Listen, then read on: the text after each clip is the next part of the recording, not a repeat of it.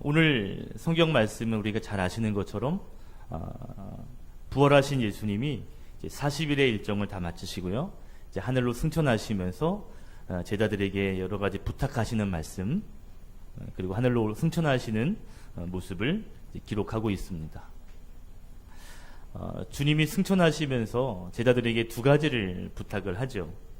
첫 번째 부탁은 4절과 5절에 보니까요.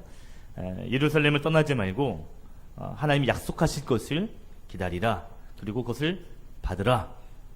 다시 말하면 성령을 받으라 라고 말씀하고 있습니다. 첫 번째 부탁은 성령을 받으라는 거예요. 성령을 받기 위하여 기다리라는 것입니다. 두 번째 부탁은 8절이죠. 성령이 너희에게 임하면 너희가 권능을 받은 후에 예루살렘과 온 유대와 사마리아와 땅끝까지 이르러서 내 증인이 되리라. 땅끝까지 이르러서 나의 증인이 되어달라라고 하는 부탁입니다. 오늘 예수님의 이 부탁을 우리가 곰곰이 들어보면 우리가 잘 아는 지상 명령이죠. 그런데 이 예수님의 명령과 부탁을 묵상하면서 중요한 두 가지 단어를 우리가 발견하게 됩니다. 첫 번째는 성령입니다. 성령. 그리고 두 번째 단어는 권능입니다. 저는 말씀을 준비하고 묵상하면서 이 권능이라는 단어가 제 마음 가운데 깊이 다가오더라고요. 여러분, 권능이라고 하는 말은 헬라어로 우리에게 굉장히 익숙한 단어인데요. 두나미스가 바로 권능입니다. 원래 발음은 디나미스인데요. 능력, 또 힘, 이것을 의미합니다. 이 두나미스의 이 단어가 어원이 되어서 생겨진 단어가 다이너마이트거든요. 그러니까 두나미스는 이 다이너마이트가 터지는 것, 이 폭발력이 있는 그러한 힘, 그러한 능력을 의미합니다. 바위에 구멍을 뚫어가지고 거기에 다이너마이트를 끼워넣고요, 불을 붙이고 터뜨리면 웬만한 바위산 정도는 날려버릴 수 있습니다. 그 다이너마이트는 엄청난 힘, 폭발력이 그 안에 있는 것이죠. 그 예수님께서 제자들에게 부탁하시면서 하신 말씀이 너에게 성령이 너에게 임하면, 너희가 성령을 받으면 이 폭발력 있는 이 다이너마이트와 같은 이 권능이 너에게 임할 것이고, 그래서 너희가 예루살렘과 땅끝까지 이르러서 내 증인이 될 수 있을 것이다. 이렇게 말씀을 하는 것입니다. 우리가 아는 것처럼 여러분, 예수님의 제자들은 정말 나약했던 사람들이었잖아요. 예수님의 제자들은 정말 부족함이 있었던 사람이었습니다. 예수님의 제자들은요, 예수님께서 십자가에 달려 돌아가셨을 때 힘없이 도망갔던 사람들이에요. 예수님께서 로마 군병들에게 붙잡히시고 십자가에 달릴 때 예수님의 제자들은 예수님 부인하고 각자의 길로 다 떠났던 사람들입니다. 인간적으로 보면 너무나 부족함이 많은, 너무나 연약함이 많은 사람들이 예수님의 제자들이었습니다.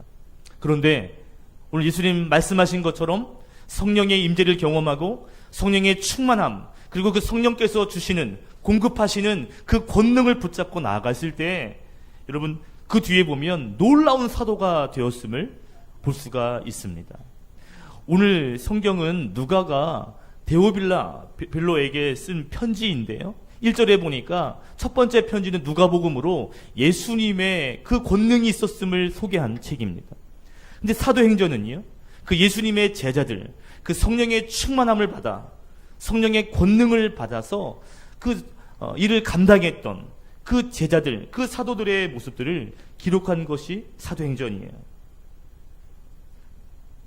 사도행전은 사도들의 행전이지만 어떻게 보면 성령의 행전이고요. 저는 오늘 말씀의 제목을 삼아서 권능의 행전이다 라고도 표현하고 싶습니다.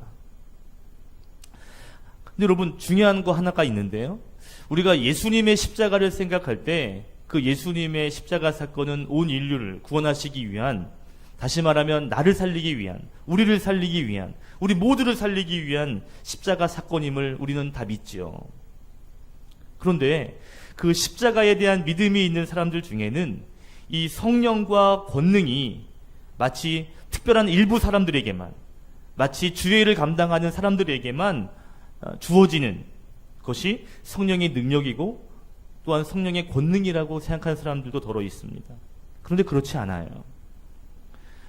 성령을 통해서 주시는 권능은 주의 일을 하는 일부 사람들에게만 주시는 것이 아닌, 즉 소수의 특권만이 아닌 십자가의 은혜처럼 모든 사람에게 주시는 하나님의 은혜인 줄로 믿습니다. 하나님은 우리가 모두가 다 성령의 감동을 받아 권능의 사람이 되기를 원하십니다. 왜냐하면 하나님이 권능의 하나님이시고 또한 하나님 우리를 만드실 때 그 권능의 하나님의 형상을 따라 만드셨기 때문에 여러분, 하나님이 우리를 향한 마음은요, 권능의 사람 되기를 원하시는 거예요. 여러분, 하나님은 당연히 권능이 많으신 분입니다. 예수님도 당연히 하나님의 아들로 권능이 많으신 분이에요. 성경에 보면 수많은 권능의 행하심이 다 기록되어져 있습니다. 전쟁에도 이기시고, 예수님은 무리를 걸으시고, 병자를 고치시고, 죽은 자도 살리시는, 우리가 상상할 수 없는, 우리의 생각과 이성을 초월하는 그러한 하나님의 권능이 성경에 기록되어져 있습니다.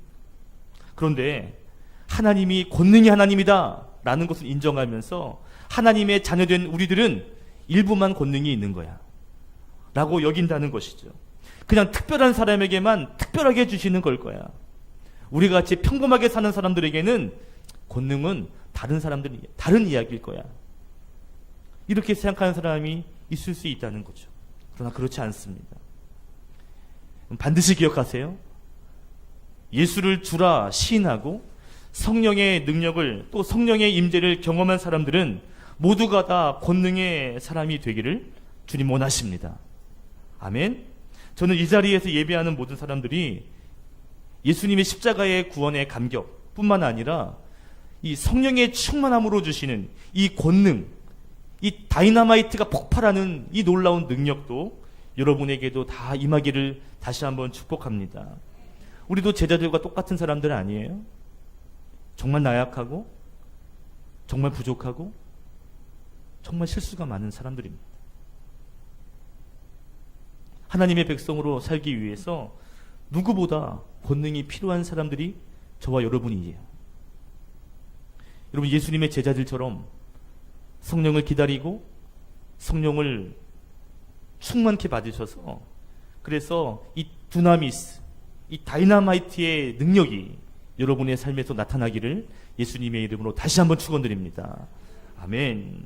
자, 오늘 예수님께서 제자들에게 말씀하시죠. 성령을 받으라는 거예요. 그리고 성령께서 공급하시는 그 권능을 가지고 나아가라 라고 말씀합니다. 자, 그런데 왜 이 권능을 받으라고 했을까? 왜 능력을 받아야만 할까? 오늘 나누고 싶은 첫 번째 교훈은 이것입니다.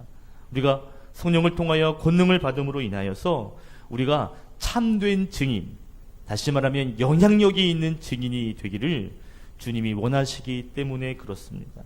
한번 따라 합시다. 참된 증인, 영향력 있는 증인. 주님께서는 우리가 이러한 권능을 받아서 정말 주님의 증인이 되고 또한 세상을 향하여 영향력이 있는 증인이 되기를 주님은 간절히 원하시는 거예요. 우리 8절의 말씀을 같이 읽겠는데요. 이미 외우시는 분들은 암기로 봉독해도 좋겠습니다. 우리 8절 같이 읽겠습니다. 시작. 오직 성령이 너희에게 임하시면 너희가 권능을 받고 예루살렘과 온 유대와 사마리아와 땅끝까지 이르러 내 증인이 되리라 하시니라. 아멘. 예수님이 권능을 받아라. 그리고 내 증인이 되라. 되어달라 부탁하십니다. 근데 재미있는 건 우리가 가끔 성경을 보면 예수님과 또 제자들의 생각이 때로는 이렇게 엇갈릴 때가 있는 걸 보게 돼요. 또 예수님과 바리새인, 서기관들처럼 뭔가 생각이 엇갈릴 때가 있는 것을 보게 됩니다. 오늘 말씀도 그래요. 예수님께서 승천하시기 전에 너 이제 성령을 기다려라. 성령의 충만함을 받으라. 라고 말씀하셨거든요. 그때 제자들의 반응이 뭐냐면 6절이에요. 이스라엘의 나라가 회복하게 하심이 이때입니까? 제자들은 이스라엘의 회복을 생각합니다. 주님께서 주시겠다고 하셨던, 하나님이 약속하셨던 그 성령이 임하면 뭔가 놀라운 변화가 이 땅 가운데 있겠구나. 로마로부터 우리가 지배를 당하고 있는데 우리가 예전처럼 자유를 얻고 회복을 얻게 되겠구나. 이런 생각을 했던 거죠. 지금 예수님께서는 죽음을 이기시고 부활하셨어요. 40일이 되었고 많은 사람들에게 그것을 보여주었습니다. 이제 제자들에게 말씀하시기를 이제 성령이 임할 거야 라고 말했거든요. 그러면 제자들 생각에는 이런 거예요. 이 부활의 주님께서 하나님이 주시는 그 놀라운 능력까지 얻게 된다면 완전히 세상은 바뀌겠구나. 완전히 세상은 달라지겠구나. 그러면 내가 예수님 옆에 있으면 예수님 왕이 되실 거고 나도 그 옆에서 한 자리 차지할 수 있지는 않겠는가. 이런 바람들도 가졌을 겁니다. 근데 예수님의 관심은 이스라엘의 회복이 아니었어요. 오늘 성경에 보니까 내 증인이 되라 라고 말씀하십니다. 이스라엘의 회복이 아니라 제자들이 이 성령으로 말미암아 권능을 받아서 그래서 온 열방을 향하여 영향력이 있는 증인이 되는 것, 이것이 예수님의 관심이었다는 것입니다. 왜 권능을 주실까요? 이 땅을 바꾸고 우리의 삶이 바뀌어지는 그런 정도가 아니라 우리가 더욱 진실된 증인이 되어서 열방을 향하여 하나님을 자랑할 수 있는 사람이 되게 하시려고 오늘 권능을 주신다는 겁니다. 여러분, 증인이 된다라는 말은 어떻게 보면 증인이 목격한 사람이란 뜻 아니에요? 그런데 이 증인이라는 것은 단순히 목격한 사람이 아니에요. 그냥 어떤 사건을 보고 그 사건을 알고 그 사건을 말하는 정도의 사람이 성경에서 말하는 증인이 아닙니다. 증인으로 산다는 것은 좀 더 큰 결단과 또 엄청난 삶을 요구해요. 이 증인이라고 하는 이 헬라어가 이 마르치스라고 하는 단어인데요. 이 마르치스라고 하는 단어의 어원의 깊은 뜻에는 순교자라고 하는 뜻이 담겨 있습니다. 순교자가 뭔지 아시죠? 주의 일을 하다가 죽임도 당하는, 그게 순교자입니다. 증인이라는 말의 어원에는 순교자라는 의미가 담겨 있어요.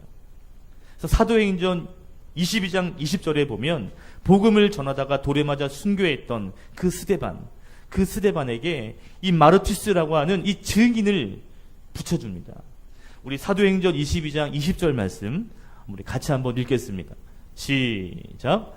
또 주의 증인 스데반이 피를 흘릴 때 내가 곁에 서서 찬송하고 그 죽이는 사람들의 옷을 지킨 줄 그들도, 누가는 의식적으로 스데반의 호칭에 그 앞에 수식어에 증인이라는 말을 사용하고 있는 거죠. 계시록 17장 6절에도 보면 증인이 어떤 사람이냐 하면 예수님 때문에 피를 흘린 사람들. 계시록 17장 6절을 보면 예수님 때문에 피 흘린 자들을 향하여 증인이라고 이야기합니다. 그 증인이 어떤 사람이냐면 단순히 목격하고 봤습니다 정도가 아니라 그 진리를 지키기 위하여 자기 목숨까지도 내어놓는, 피 흘림까지도 각오하는 자들이 증인입니다. 희생하더라도 그것이 진리다라는 것을 고집하는 사람들이 증인이에요. 예수님의 제자들은 힘없는 자들이었어요. 예수님의 증인들은요, 이 제자들은 어떻게 보면 나약한 자들이었습니다. 그런데 성령의 감동을 받고 성령의 충만함과 권능을 받은 후에 12 제자들의 삶이 달라졌어요. 정말 증인이 되었습니다. 유대 전승에 따르면 모두가 다 순교하였어요. 물론 그 시대가 엄청난 박해가 있었기 때문에 어떻게 보면 당연한 결과라고도 할 수 있지만 그들은 증인됨을 끝까지 고집했습니다. 피 흘리면서까지 그 증인을 지킨 거예요. 베드로는 로마에서 십자가에 달려 죽게 되는데 내가 어찌 예수님과 같은 모습으로 죽을 수 있느냐 하면서 거꾸로 십자가형에 달려 처형당합니다. 야고보도 예루살렘에서 목이 잘려 순교하죠. 요한도 도미시안 황제의 핍박으로 인해서 끓는 가마에 던져져 순교합니다. 안드레는 바뜨리아는 곳에서 십자가형을 당하고요. 빌립도 소아시아에서 교수형에 처해집니다. 바돌로메는 알마니아라는 곳에서 복음을 전하다가 살 껍질이 벗겨지는 그런 처형을 당해 죽습니다. 마태도 에티오피아에서 복음을 전하다가 칼에 찔려 순교합니다. 도마도 인도에서 창에 찔려 순교하고요. 작은 야고보는 톱에 잘려 순교를 당합니다. 이들은 모두가 다 예수님이 붙잡히실 때 힘없이 도망했던 정말 나약했던 사람들이었거든요.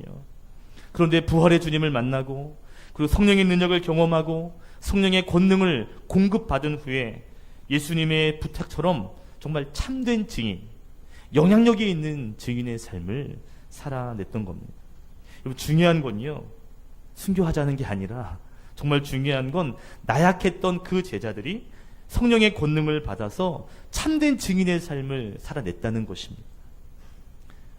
구약시대에도 그런 사람들이 많아요. 대표적인 사람이 다윗입니다. 작은 소년이었어요. 정말 나약한 자입니다. 그런데 하나님의 권능을 받아서 골리앗도 작은 돌멩이 하나로 이기게 하십니다. 그로 하여금 하나님이 나타나게 되죠. 기드온도 마찬가지죠. 그는 겁장이입니다. 그런데 하나님이 권능을 주셔서 32,000명의 군사들이 모인 것들을 다 돌려보내고 단 300명으로 전쟁을 이기게 합니다. 연약한 사람이라 할지라도, 때로는 부족함이 많은 사람이라 할지라도 하나님이 주시는 권능을 받으면 하나님을 자랑할 수 있는 사람들이 될 수 있다는 것이죠. 하나님이 우리에게 요구하시는 것이 그것입니다. 권능을 받아서요, 열방 가운데서 하나님이 보여지는 정말 증인된 삶을 살기를 원하시는 거죠. 그 진리를 끝까지 고수할 수 있는 삶. 예수님께서 우리가 참된 증인 되기를 간절히 원하시는 줄로 믿습니다. 오늘 말씀을 통해서 참된 증인이 되시고 예수님을 보여주는, 예수님을 간증할 수 있는 여러분이 되시기를 주님의 이름으로 축복합니다. 오늘 말씀은 부활의 주님이 승천하시는 모습, 승천하시기 전에 제자들에게 명령하시고 부탁하시는 모습을 기록하고 있습니다. 성령을 기다리라, 성령의 권능을 받으라, 그리고 증인이 되라 말씀하십니다. 한국교회는 이 말씀을 정말 귀하게 받아들였습니다. 그래서 이 말씀을 통해 우리가 정말 증인되어야 된다. 그리고 선교하고 전도하는 일에 하나님 주신 명령이니까요, 철저하게 이 일들을 적용하고 감당했었습니다. 맞아요. 지상 명령입니다. 하나님의 명령은 선교와 전도에 있는 거 분명히 맞습니다. 물론 선교와 전도가 같은 의미지만 오늘 말씀은 근데 궁극적으로는 맞아요.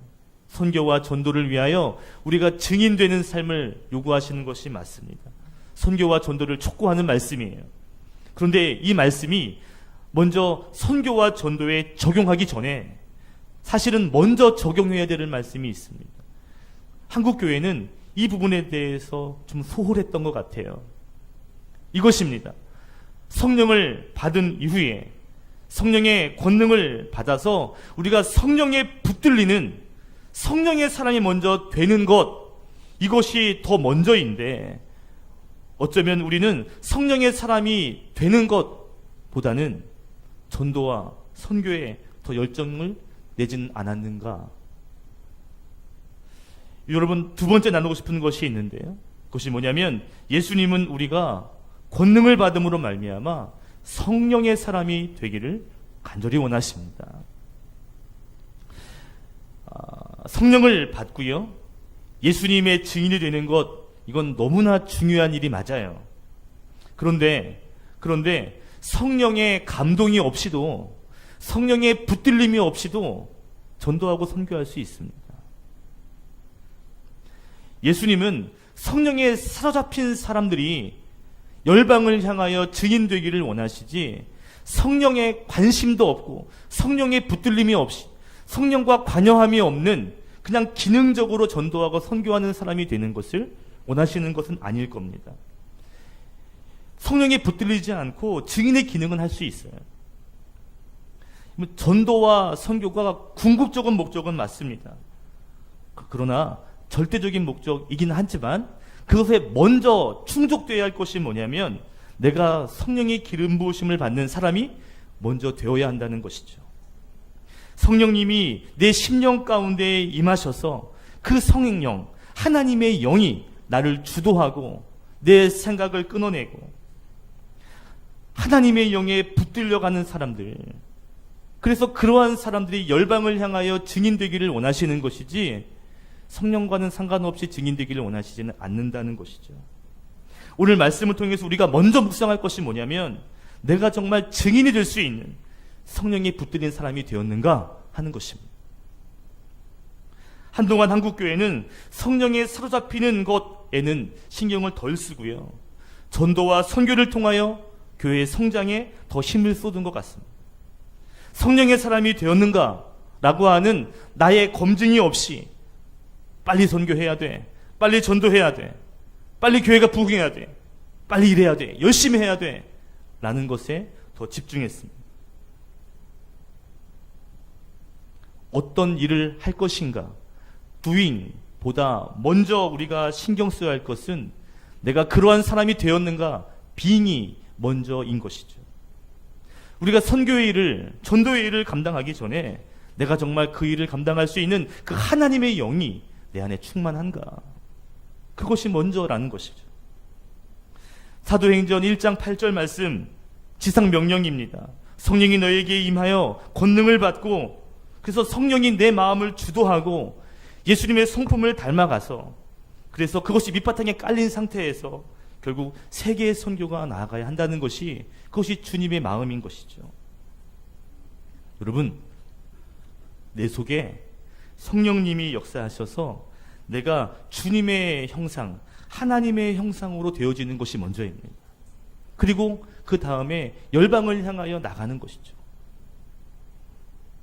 여러분, 예수님께서 너 성령을 기다려라, 그리고 성령을 꼭 받아야 돼, 권능을 받아야 돼, 그리고 증인이 되어야 된다 라고 말씀하실 때 우리에게 권능을 주셔서요, 우리를 전도의 수단으로, 선교의 수단으로 사용하시고 써먹으시려고, 그거 첫 번째 목적으로 권능을 주신 것이 아닙니다. 하나님의 목적은요, 사역보다 먼저는 우리가 목적이에요. 우리가 목적이에요. 우리를 써먹어서 주의 일이 잘 되게 하고 뭔가 어떤 뜻을 이루려는 것, 그것보다 우리가 먼저 성령의 사람이 되는 것, 그것을 가장 원하십니다. 우리가 하나님의 목적이에요. 하나님 우리를 그렇게 창조하신 겁니다. 우리가 성령에 붙들려서 그래서 권능의 사람 자체가 되는 것, 그것이 바로 가장 첫 번째가 되는 하나님의 소원입니다. 우리가 증인이 되기 전에 내가 정말 성령의 사람인가, 내가 정말 예수님의 성령이, 예수의 영이 내 안에 있어서 내가 예수님을 닮아가고 있는가, 이건 너무나 중요한 성찰입니다. 우리가 보통 권능, 능력 이런 것을 이야기하면 뭔가 세상을 이기고 뭔가 이렇게 힘이 많아서 이렇게 탁 짓누르는, 승리하는, 또 성공하는, 또 그러한 구조로 우리는 이 권능과 능력을 이해할 때가 많습니다. 물론 능력과 권능은 그럴 때가 있죠. 승리하고 성공하고 형통하게 합니다. 그런데 여러분, 진정한 권능은 세상을 이기는 모습뿐만 아니라 세상에 굴복하지 않고 성령의 사람으로 살아가는 것, 그것이 바로 권능입니다. 다시 말씀드리면 세상에 이기는 것 정도가 아니라 때로는 굴복하지 않고 성령의 사람으로 버티고 살아가는 것, 그것도 권능이 없이는 할 수 없다는 것이에요. 제가 꼭 한번 가보고 싶은 곳이 있는데 로마 카타콤입니다. 이 카타콤은 합성어인데 무덤이라는 단어와 가운데 있는 단어의 합성어예요. 실제로 무덤으로 사용하기 위해서 땅을 파고요, 지하에 땅을 파고 거기에 지하에서 지하로 연결하는 통로를 만들어져서 어떻게 보면 지하의 공동묘지라고 할 수 있는 곳이 카타콤입니다. 근데 초기의 기독교인들이 이 로마 제국의 박해와 핍박을 참다 하지 못하여 결국 이 지하 묘지에 숨어서 예배하고 지낸 것이죠. 기독교인으로 살기 위해, 성령의 사람으로 살기 위해 모든 것들을 버리고 지하 묘지로 들어간 거예요. 여러분, 햇빛도 들지 않습니다. 그래서 이 카타콤에 있던 사람들이 나올 때 보면 대부분 다 장님이 되었다 할 정도로, 왜냐하면 햇빛을 보지 못했으니까. 발견된 시신들을 보면 대부분의 유골의 키가 1m 남짓이라는 겁니다. 자라지 못한 거예요. 햇빛을 보지 못해서요. 그런데 그들은 믿음을 지키기 위해, 내가 성령의 사람으로 살기 위해 그들은 지하 무덤을 선택하는 것입니다. 언제까지요?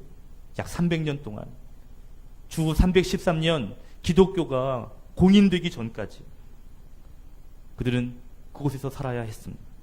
300년이면 얼마나 오랜 시간입니까?